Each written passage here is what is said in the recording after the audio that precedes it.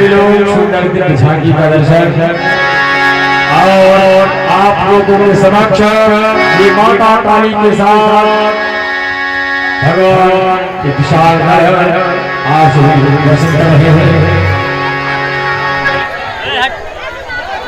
Photo नहीं camera आप लोग शांति बनाए रखें, शांति बनाए रखें भैया। और जिसको भी वीडियो बनाना है अपने स्थान से बनाए वीडियो। हाँ, शांति बनाए रखें विशेष करके।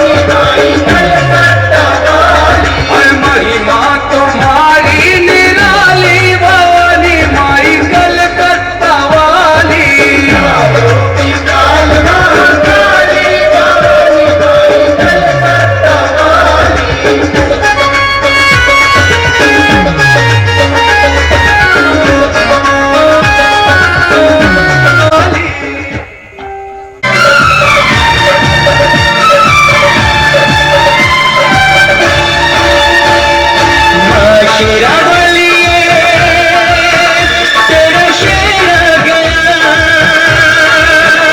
अपने खून से नहलाने तेरा बेटा आ गया। माँ शेरा वालिए तेरा शेर आ गया, अपने खून से नहलाने तेरा बेटा आ गया।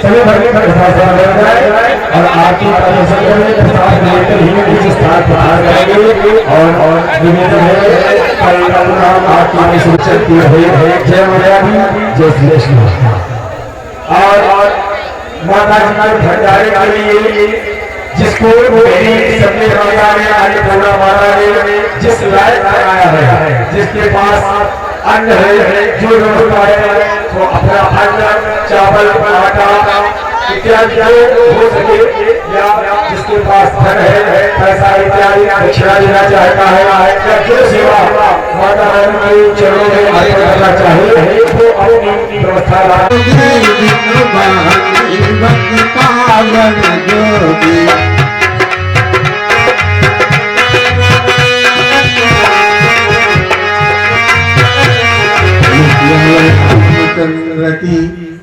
बाबा तुलसीदास ने लिख दिया बिन पग चले बगैर पैर के चलता है, सुने बिन काना बगैर कान के सुन लेता है, बिन पग चले सुने बिन काना कर बिन कर्म करे विधि नाना।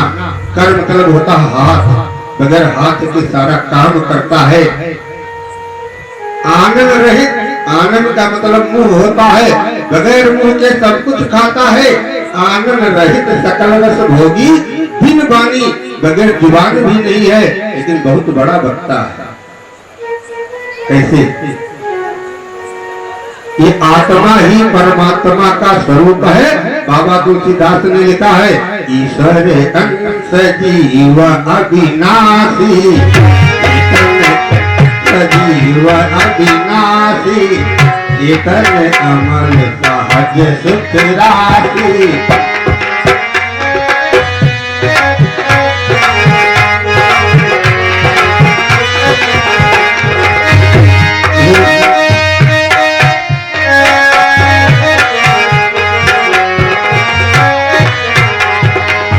रामचंद्र की यानी यह ईश्वर का अंश है। जो हम बोलते हैं वो ईश्वर का अंश है। अब बगैर पैर के चलता है, उसके कोई पैर नहीं, हमारा ये पैर चलता है। बगैर पैर के चलता है, बिन पर चले हर व्यक्ति में वो ब्रह्म की सत्ता विद्यमान है, सिर्फ हम उसे जान लें। हमें जरूरत है उसको जानने की कि वो ब्रह्म सत्ता कैसी है। और वही ब्रह्म सत्ता जैसे जाती सत्ता निकलती है शरीर से, भैया जय श्री राम जल्दी करो, कितना भी प्यारा क्यों ना हो, लेकिन कहते हैं जल्दी करिए। यानी ब्रह्म सत्यम जगत मिथ्या, ब्रह्म ही सत्य है, संसार झूठा है। बोले सियावर रामचंद्र की। व्यास जी श्रीमद् भागवत की कथा कह रहे हैं, तो कथा की मर्यादा है कि उस विषय में, क्योंकि हम भी भागवत कथा कहते हैं बगैर संगीत के, उसमें जाएंगे तो कुछ इधर उधर हो जाएगा। इसलिए हम व्यास जी से निवेदन करेंगे कि हमें से अगर कहवाना है तो हम कल कह देंगे, क्योंकि आज थक बहुत गए। लेकिन जो शब्द जिनके बारे में हमारे समाज में बड़ी भ्रांतियां हैं, ये सबसे गलत है। उनके बारे में कितना सुंदर चरित्र है ये हम बताएंगे थोड़ी देर, मुश्किल से आधे घंटे। वो नाम है माता कैकेयी। आज के समाज में माता कैकेयी का नाम अपने लड़की का कोई नहीं रखता है। उसको लोग कहते हैं वो कलंकित नाम है, राम को वनवास दे दिया था। पर ये ब्रह्म सत्ता है, राम ब्रह्म है और वो ब्रह्म की सत्ता थी। उन्होंने एक दिन प्रभु राम ने जब राज्याभिषेक होने को हुआ तो हमारे प्रभु राम माता कैकेयी के भवन में चले गए और कहा मैया हमारा एक काम कर दो। माता ने कहा 1000 काम कर दूंगी। एक की क्या बात करते हो, 1000 काम आपके लिए कोई बड़ी बात नहीं है। भगवान ने कहा लेकिन बड़ी दिक्कत होगी, तुम्हारा पुत्र तुम्हें नहीं मानेगा। माता ने कहा कोई दिक्कत नहीं मानेगा, कोई बात नहीं मानेगा, आप खुश रहो, इसके लिए मैं सब कुछ कर दूंगी। हमारे प्रभु ने कहा एक और दिक्कत होगी, पूरा समाज तुम्हें कलंकित कहेगा। माता कैकेयी ने कहा वो भी बर्दाश्त कर जाऊंगी, मुझे कोई चिंता नहीं है, अगर आप खुश हो जाएं उसके लिए मैं सब कुछ करने को तैयार हूं। चाहे तीनों लोगों में हमारी निंदा फैले, लेकिन मैं तैयार हूं। राम जी ने कहा मैया एक और दिक्कत होगी, शायद पिताजी अपना शरीर छोड़ दें। माता कैकेयी 1 मिनट के लिए रुक गई, चुप हो गई और 1 मिनट बाद कहा आपके लिए मैं विधवपन भी बर्दाश्त कर जाऊंगी, विधवपन भी सह लूंगी। कि पुत्र विरोध पर भर जन्म, पुत्र विरोध पर भर जन्म, विधवपन लाल नकारे करेंगे।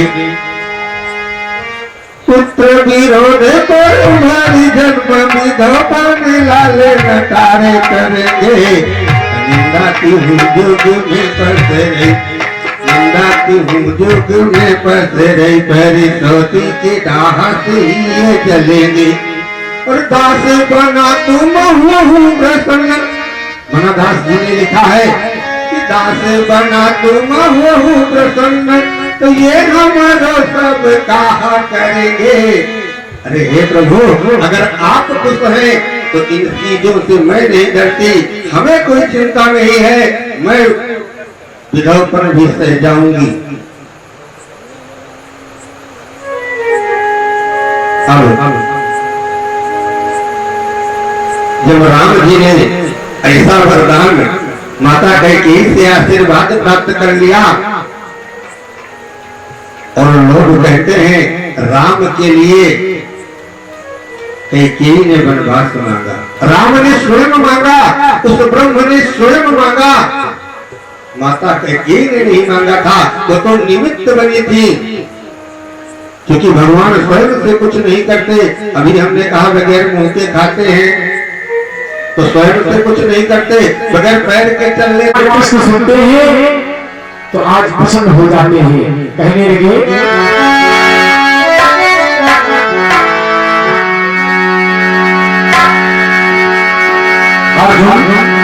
अगर आप मुझको अपने यज्ञ में रखना चाहते हो तो एक संत भगवान को लाना पड़ेगा।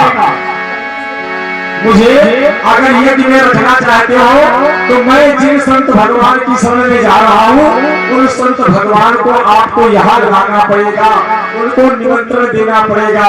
जैसे अर्जुन ने ऐसा सुना आज प्रसन्न हो गए। क्यों? क्योंकि संत का स्वभाव ही होता है संत सरल चित जगत हित। अर्जुन कहने लगे अरे गोविंद अब तो मेरा हित ही हित है। क्यों? क्योंकि संतों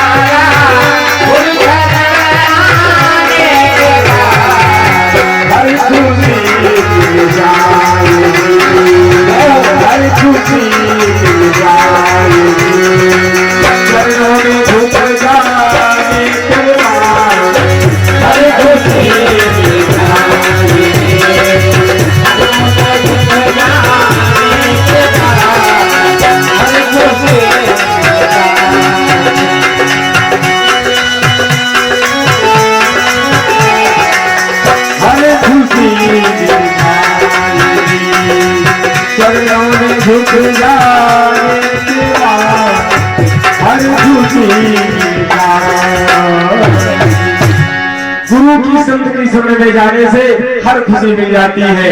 आज अर्जुन अब तो और प्रसन्न हो गए और कहने लगे गोविंद आप उन संत भगवान का पता माँ का बेटा हूँ और हर बहन का भाई हूँ और आप सभी से छोटा हूँ, तो मैं चाहूंगा कि आप सभी अपने आशीर्वाद से जो है हमको अभिषिंचित करते रहें।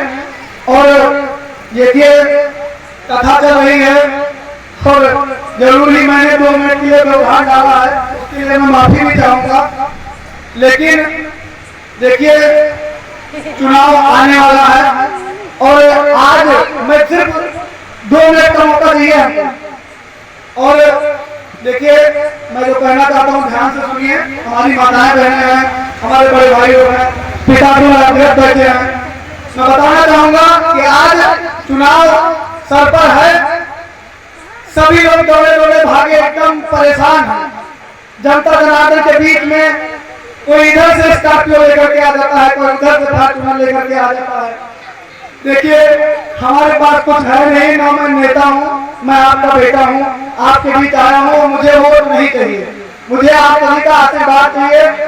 और मैं आपको एक संदेश देना चाहता हूँ कि आप योगी और अखिलेश को देख करके वोट मत दीजिएगा, न मोदी को देख करके वोट दीजिएगा।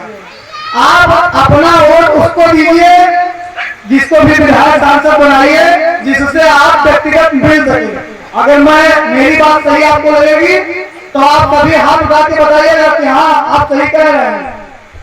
देखिए क्या होता है, हम लोग अपने वोट से सभी को सांसद विधायक बना देते हैं और उसके बाद 1 से 2 गाड़ी, 2 से 4 हो जाती है, 4 से 5 हो जाती है, गाड़ियों का काफिला बढ़ता रहता है।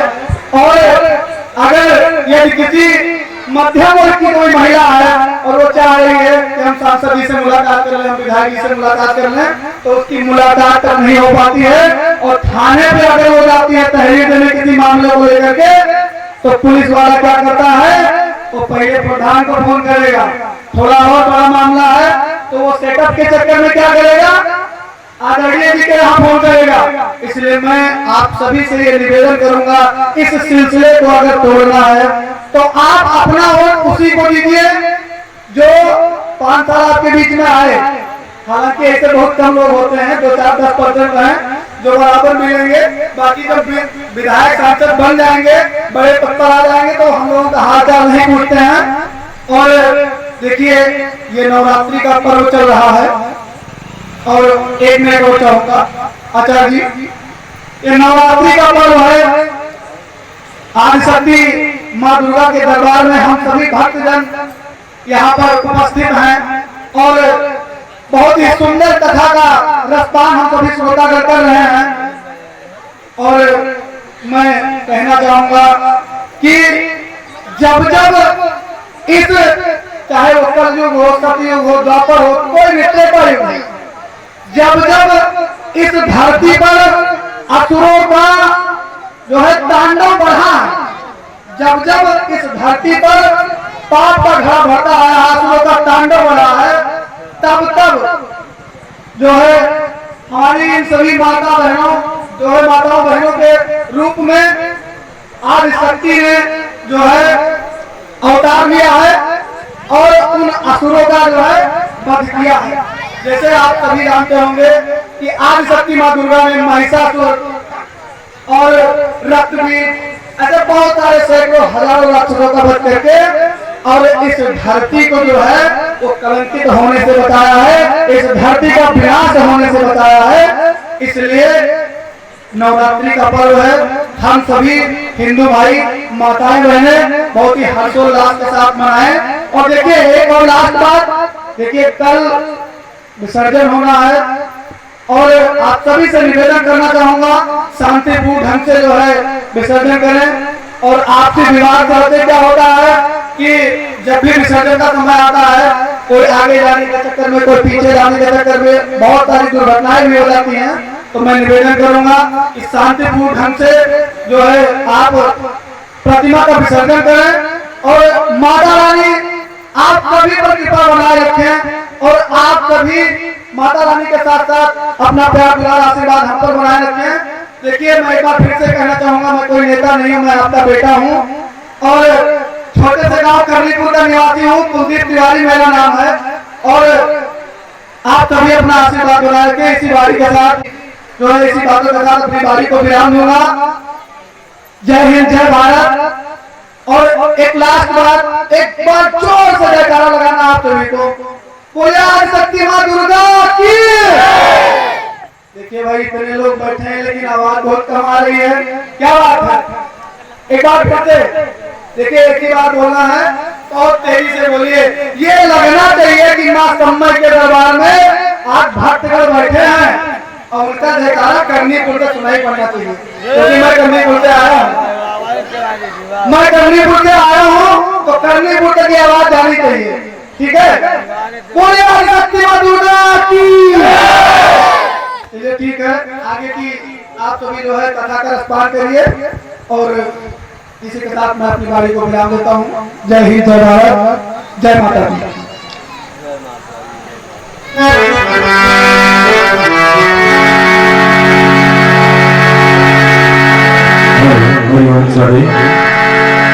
बोले राम कृष्ण भगवान की, बोले भगवान की। राम सहाय जी की तरफ से 21 पद में राम का सदादान हुआ है। कर्माभूति गोविंद मुत्रम कृपादृष्टि बनाए रखे, जीवन में बना रहे, शुभ आशीर्वाद है। बोले गोविंद भगवान की। तो मैं निवेदन कर रहा था, आज अर्जुन को भगवान कृष्ण ने पता बताया कि हिमालय पर्वत, उत्तराखंड हिमालय पर्वत की गुफा में एक संत भगवान रहते हैं, कौन? जिनका नाम है ऋषि दुर्वासा जी महाराज। अगर उनको आप ला सकते हो तब हम रुकेंगे, अन्यथा नहीं रुकेंगे, क्योंकि मुझे उन्हीं की शरण में जाना है। भगवान कृष्ण ने ऐसा भाव रखा। भैया और भैया से निवेदन है कि लाइट थोड़ा बंद कर दे, सामने कुछ दिखता ही नहीं जी। जैसे ही नाम सुना ऋषि दुर्वासा का, अरे तो अर्जुन सोचिए क्या, अरे ये तो ऐसे भगवा है, क्षणे रुष्टा क्षणे तुष्टा, रुष्टा तुष्टा क्षणे क्षणे, क्षण में रुष्ट हो जाते हैं और क्षण में प्रसन्न हो जाते हैं। और अगर क्रोधित हो जाए श्री दुर्वासा जी महाराज तो साफ तो समझ लीजिए उनके जुबान की नोक पर ही रखा है। नाम सुना आज अर्जुन फिर कहने लगे वास्तव में कि भगवान कृष्ण की आज्ञा है, भगवान कृष्ण का आदेश है, इसलिए मैं अवश्य जाऊंगा। मेरा दिल तुझे मुरलिया वाले मेरा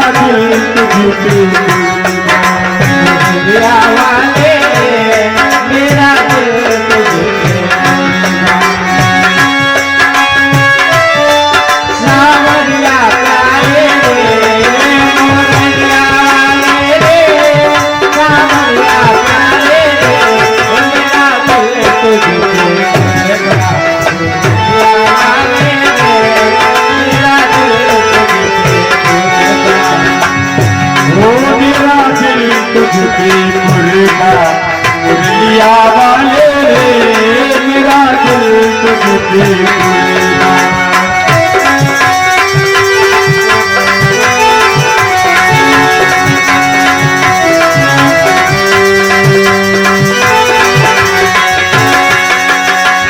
मैं तो तेरा एक दीदार चाहूं, मैं तो तेरा दीवाना तेरा तेरा प्यार चाहूं, दीवाना तेरा तेरा प्यार चाहूं, दीवाना तेरा तेरा प्यार चाहूं, दीवाना तेरा तेरा प्यार चाहूं। मुरलिया वाले हो मुरलिया वाले मुरलिया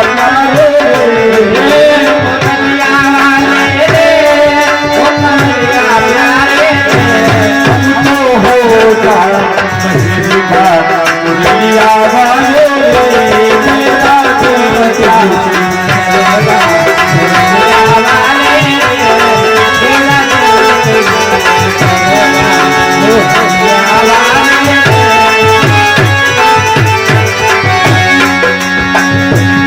मेरा दिल तुझ पे मुरलिया वाले मेरा दिल तुझ पे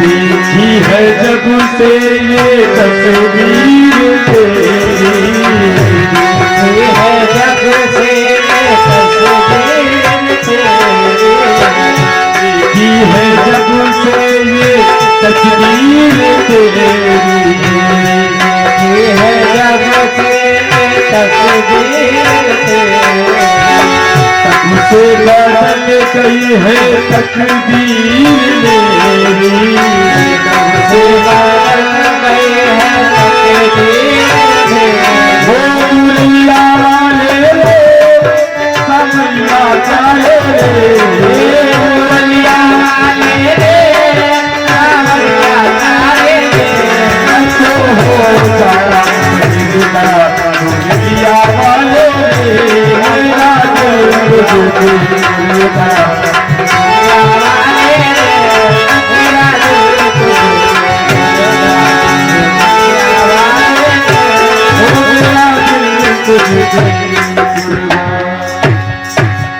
बोले राम कृष्ण भगवान की जय हो। और भट्टराज श्री उमेश शुक्ला जी तितरी निवासी जो शोरतम मुद्राओं का संधान गोविंद सम्मेलन गई गो तेरे हमारा जब सुनी गई है कितने संकट में हुई है तब विश्वास हमें हरी नहीं भूलिए और तेरा सुन नहीं बेर करे रहिया में कतो थीरे न रही पई है नार नदी बन ना घट हीर ना बनी कबीर ना चली है। दुशासन को डांट रही है, ये दुशासन अरे ओ कन्हैया मेरा भाई है, मैं टेर लगाऊंगी तो तुरंत आ जाएगा, लेकिन विश्वास पुष्ट नहीं था, थोड़ा घूम जाती है। कन्हैया से कहती है कि एक से एक जूठे छत्री सब की आँखिया झुकी सोवने लागी और द्रौपदी चारव और निहारे गई। द्रौपदी चारव और निहारे के धीरज छोड़ी के सोचने लागी। नैन बड़े बड़े बाल बड़े बड़े, नैन बड़े बड़े बाल बड़े बड़े, आंसू न को बोवन लागी। और द्वारिका नाथ जोहारी जोहारी, द्वारिका नाथ जोहारी जोहारी, सभा बिचवा खुद रोवन लागी। बार बार भगवान से कहती हैं, लेकिन भगवान तो सर्वत्र व्याप्त है, दिखाई नहीं पड़ते, इसलिए उनका विश्वास नहीं पुष्ट हो रहा है। क्योंकि उस युग में भगवान का अवतार था, कन्हैया प्रकट थे। आज तो हम एहसास से भगवान की कृपा मानते हैं। द्रौपदी सोच रही थी कन्हैया अभी आ जाएंगे और उलाहना कर रही हैं, परमात्मा अपना काम कर रहे हैं। और एक साड़ी खींचने में बहुत देर नहीं लगेगी, लेकिन वो साड़ी खींच रहा है, मेहनत कर रहा है। ये कन्हैया को याद कर रही हैं और कहती है भगवान से कि मोछे मरोड़त नैन तरेरत, बहुत ललकार के कह रहा है कि मोछे मरोड़त नैन तरेरत, ये पापी का को रोकत नहीं। और ताकत बाहा मरी वरिया, ताकत बाहा मरी वरिया, यकेरी वरिया के वो ताकत नहीं। हे कन्हैया, और सासू जठानी खड़ी देवरानी, सासू जठानी खड़ी देवरानी, दुशासन का को रोकत नहीं। और हे वीरना हमारी वरिया, कहती है द्रौपदी कि हे वीरना हमारी वरिया, फट धोतिया के वो फेंकत नहीं। कन्हैया को उलाहना दे रही हैं कि जल्दी से आ जाओ,